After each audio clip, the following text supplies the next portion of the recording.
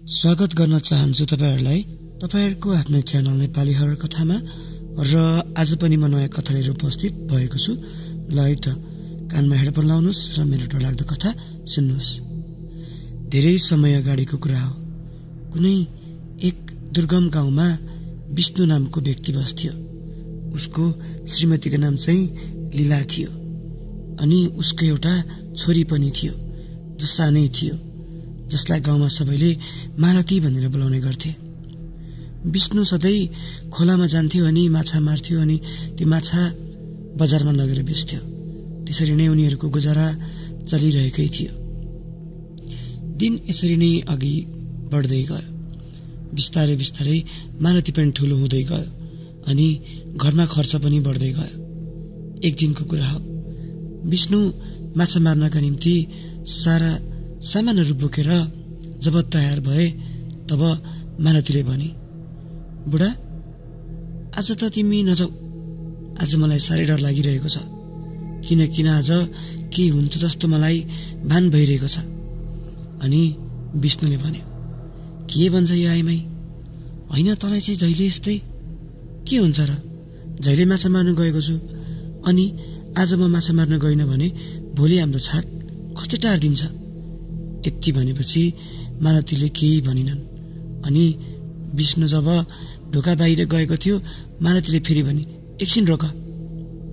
फेरि टक्क विष्णु त्यहाँ उभियो अनि भन्यो, के भयो तँलाई फेरि, भन छिटो।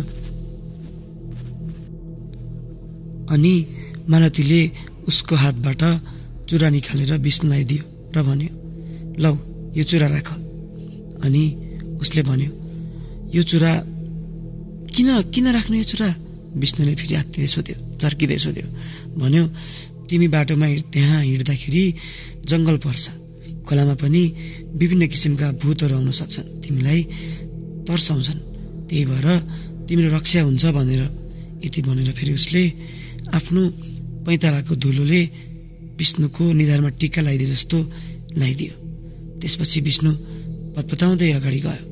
के भएको होला यसलाई, सधैँले यस्तो गर्दिन थिए। यति भन्दै ऊ हिँड्न थाल्यो। जब ऊ हिँडिरहेको थियो, जङ्गलमा कोही पछि आइरहेको छ जस्तो, सडक सुरुक गरेको आवाज आइरहेको छ जस्तो विष्णुलाई महसुस भयो। अनि विष्णुले बिस्तारै खोलामा जाल हान्न थाल्यो। एकचोटि हान्यो, दुईचोटि हान्यो, तर किन खै आज माछा जालमा आइरहेकै थिएन। ऊ अचम्ममा परिरहेको थियो। साह्रै भोक लागिसक्यो, एउटा माछा पोलेर भए पनि खान मन थियो। के भएको होला भन्दै उसले आफ्नो गोजीबाट सलाई निकाल्यो अनि सलाई बाल्न थाल्यो। सलाई पनि बलिरहेकै थिएन। अनि उसले सोच्यो, होइन आज के विपत्ति आएको यो, न सलाई बाल्दा सलाई बल्छ, न जालमा माछा पर्छ, के भएको होला? यति भन्न के पाएको थियो, कहीँ टाढाबाट घोडाको आवाज आयो। घोडा हिँडिरहेको जस्तो, टक टक टक टक टक टक। यो आवाज सुनेर विष्णु झसङ्ग झस्क्यो। होइन, हाम्रो गाउँमा त घोडा मुखिया बाको मात्रै छ, मुखिया बा कहाँ गएछन् त यति राति? यति भनेर ऊ के बसेको मात्र थियो, घोडा टाढाबाट नजिक आइरहेको थियो। अनि उसले आफ्नो आँखा झट्ट घोडातिर फर्कायो। त्यहाँ उसले एउटा भयानक दृश्य देख्यो। ऊ विष्णुले त्यहाँ देखेको थियो, एउटा मान्छे छ घोडामा अनि उसले आफ्नो टाउको आफ्नो हातमा बोकेर विष्णुको नजिक नै आइरहेको छ जस्तो। त्यति देख्न साथ विष्णु डराएर जालसाल त्यही फालेर ऊ चट्टानतर्फ गयो। त्यहाँ एउटा सानो चट्टान थियो अनि चट्टानको पछाडि त्यो विष्णु लुक्यो। अनि त्यसपछि त्यो घोडा पनि बिस्तारै कहाँ जङ्गलमा गए जस्तो उसलाई महसुस भयो। तर विष्णु त्यहाँबाट एकछिनसम्म निस्किन। घोडा फेरि टक टक टक टक गर्दै ऊ चट्टान नजिक भएको ठाउँमै आएर टक्क रोकियो। अनि एउटा ठुलो त्यो मुर्खुट्टा हाँसेको आवाज आयो। विष्णुको सातो गइसकेको थियो। विष्णु डरले लकलक कामिरहेको थियो। तर बिचारा विष्णु के गर्न सक्थ्यो र? जब त्यो घोडा जङ्गलको बाटोतर्फ गयो तब उसले आफ्नो जालसाल हातमा बोकेर त्यहाँबाट ऊ कुद्दै कुद्दै आफ्नो घरतर्फ गयो। अनि जब ऊ हस्याङ पस्याङ गर्दै ऊ आफ्नो घरमा पुगेको थियो, उसले ढोका झट्ट खोल्यो अनि ढोका ड्याम्मै बन्द गरिदियो। ऊ डराइरहेको थियो। ऊ हस्याङ पस्याङ गरेको देखेर उसको बुढी पनि आत्तिँदै आई अनि भनी, के भयो बुढा, तिमी किन आत्तिएको? अनि विष्णुले उसलाई गाली गर्यो, केही होइन, जा, कुद्दा कुद्दै अलिकति गाह्रो भयो, त्यही भएर। यति भन्न साथ बुढी पनि सुत्न गइहाली। उसको मनमा त अनेकौं कुरा थियो, तर उसले केही पनि भनिन। त्यस बेला रातभर विष्णु सुत्न सकेन, किनकि भान्सामा ख्यार्ल्याङ खुर्लुङ गरेका आवाज आइरहेको थियो, थाल झरिरहेको थियो अनि सामानहरू यताउता पल्टाए जस्तो महसुस भइरहेको थियो। अनि जब बिहान भयो, विष्णुको बुढी उठी अनि आफ्नो सारा काम गरेर कोठामा आउँदा पनि आफ्नो बुढा नउठेको देखेर ऊ अचम्ममा परी। अनि उसले आफ्नो श्रीमानलाई उठाउँदै भन्यो, के भयो बुढा, उठ, गाई दुनु पर्ने, मैले गाई दुन खोजेको, मलाई त गाईले दुध दुनै दिएन, लात्ताले हान्यो। यति के भनेको थियो जब विष्णु उठ्न खोज्यो, तर ऊ सकेन। उसको टाउको अत्यन्तै भारी भइरहेको थियो। यो देखेर विष्णुले आफ्नो बुढीलाई सारा कुरा भन्ने योजना बनायो। जब श्रीमतीले तिमीलाई के भयो भनेर सोध्यो, तब विष्णुले सारा वृत्तान्त सुनायो। त्यसपछि बुढीले भनी, राति नै भन्नु पर्दैन त यी कुराहरू, तिमीलाई त काँचो बायोली छुयो होला। यति भन्न साथ उसले आफ्नो छोरीलाई धामी बाकोमा गएर धामी बालाई चाँडै लिएर आइज त भनेर पठाए। अनि त्यसपछि त्यहाँबाट उसको छोरी धामीलाई बोलाउन गयो। अनि जब उसले धामीलाई लिएर आयो, तब धामीले जोखाना हेऱ्यो। जोखाना हेरेर भन्यो, यसलाई त मुर्कुट्टाले यसको छातो लगिसकेको छ, आज राति नै ठुलो पूजा गर्नुपर्छ अनि मात्रै उसलाई बचाउन सकिन्छ। यति भन्न साथ धामीले भन्यो, सुन त, एउटा कालो कुखुरा चाहिँ तयार पार्नु है, कालो भाले, किनकि यो पूजाको लागि अत्यन्तै जरुरी हो। यति भनेर धामी गयो। अनि जब बेलुका भयो, तब त्यो धामी फेरि आयो। अनि त्यहाँ सारा गाउँलेहरू पनि थिए, किनकि एक कान दुई कान हुँदै यो सारा कुरा गाउँमा फैलिसकेको थियो। अनि धामीले भन्यो,